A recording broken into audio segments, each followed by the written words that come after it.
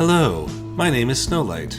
This is my Warcraft University, a YouTube series intended to give new and mid-tier players simple concepts towards playing World of Warcraft at a higher level.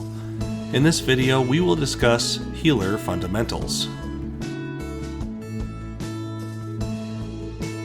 Healing is often the most stressful role, whereas a DPS player is responsible for managing their damage output, and tanks are responsible for managing the positioning of the bad guys. Healers must manage the health and debuffs of the entire raid group. That's a lot more responsibility than other roles. If you're looking to get into the healing role, here are some of the fundamentals that will help you to become beloved by all of your friends. We already reviewed setting up your unit frames in the LVY lesson, but this is where it really matters most. As a healer, you need more information than any other class about everyone else, especially pertaining to targets that need healing or dispels in some cases. If you can see that a health bar has gone down, you can respond by sending a heal that direction. Similarly, if you set it up properly, you should be able to see when someone has a dispellable debuff and use your dispel-based abilities to remove that negative effect. In either case, whether you're doing party healing or raid healing, spend some time making sure your user interface provides you with this valuable information at all times. You can see that I keep this information in the top left of my screen, but for you, just make sure it is somewhere you are comfortable with, where it is readily available to you but does not obstruct your view of the area. After all, you can't be standing in a fire while trying to heal your friends. If you want to be an effective healer, you should have a basic knowledge of the different kinds of heals in the game. The most basic heal is a direct heal, where you cast the spell and the character immediately gains back missing health. And all healing classes have a direct heal of some kind. The next most common type of heal is the hot, or heal over time, where you apply the effect of the heal, and then it continues to restore health over a number of seconds. These two types of heals are very effective for players after they have taken some damage. After these come shields and mitigation, which prevent a certain amount of damage altogether, and reactive heals, which restore health immediately after the player has taken damage, thus negating the damage taken. These two types are very effective when you know a player is going to take damage soon, so usually put these on your tanks before things get too dicey. And finally, with these four types of heals, there is also the number of targets to consider. Some heals will only affect one player, like the Priest's Flash heal.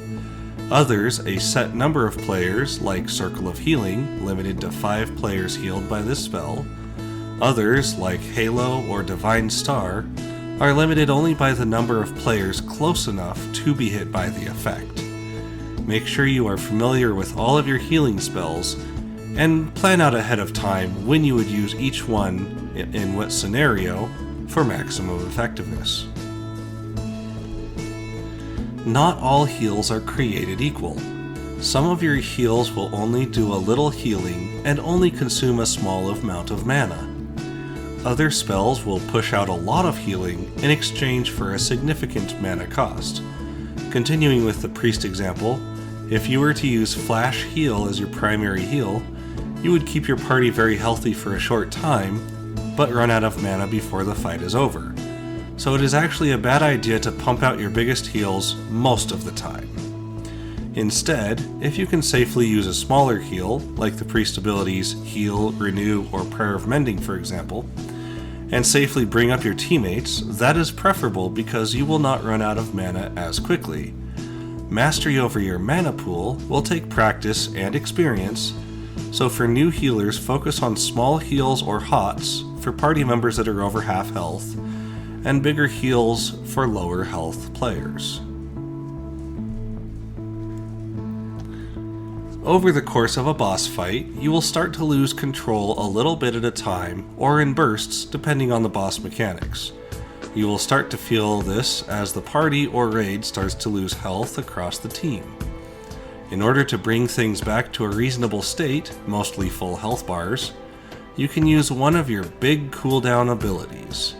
In some fights, raid healers will organize beforehand which healer will use their big cooldown at specific points throughout a fight. As a holy priest, I have access to 2 cooldowns that can be used in this way. The first spell, Divine Hymn, heals all raid members for a large amount of healing once every 3 minutes.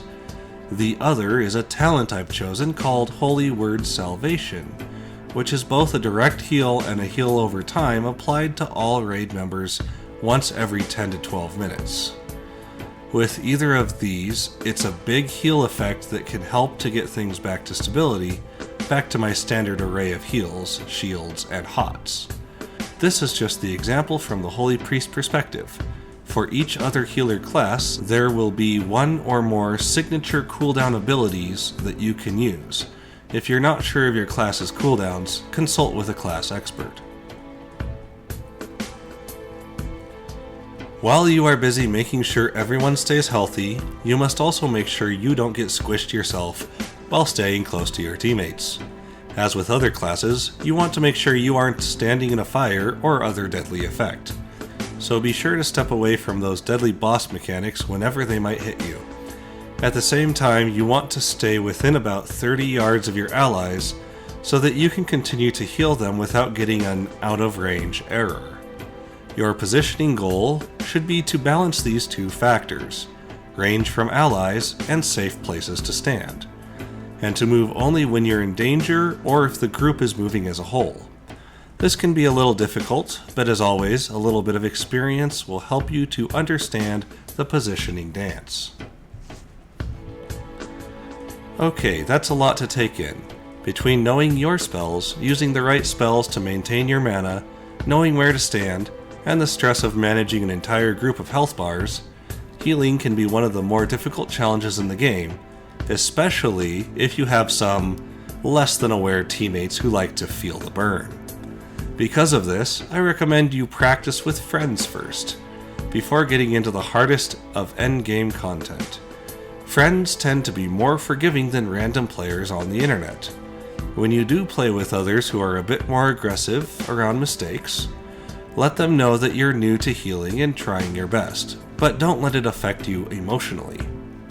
Just do your best with each pull, and if you make a mistake, use the mistake as a chance to identify something you could have done better, and then become better. Alright, now real talk. This one is going to sound kinda weird, but hear me out. If one of your teammates is standing in fire, or getting hit by bad things, that is not your fault. And when they die, you should not feel bad. In these cases, the only thing you can do to help the team is to try to encourage that player and give them tips on what to avoid next time. But let me be completely clear here. If any player is being hit by mechanics and bad effects, it is not the healer's job to out-heal that player's mistakes.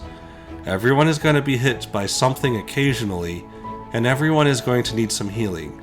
But if someone is getting hit over and over, then sometimes you just gotta let them live or die with their mistakes. It's not worth the stress to take it personally every time. Okay, we won't go into too much detail concerning add-ons at this level, but I do want to call out a few common add-ons that could help you take your game to the next level. First, you want good unit frames, as we mentioned earlier, and beyond the LVUI preferred in this series, you can also look into Voodoo, Grid 2, or Shadowed Unit frames for this.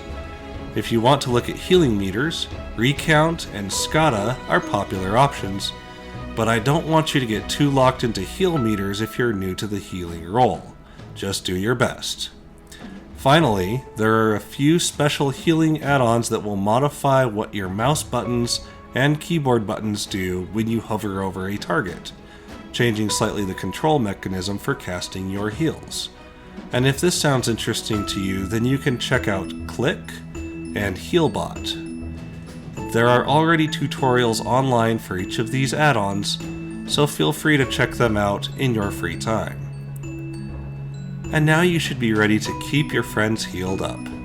If you found this useful, please leave a like on the video or a comment with any questions or ideas so we can continue to work on this series. The subscribe button and the bell are there so you can see when new videos come out if that is your desire. As always, please be positive in your guilds and help make WoW a fun place for everyone to play. Goodbye for now.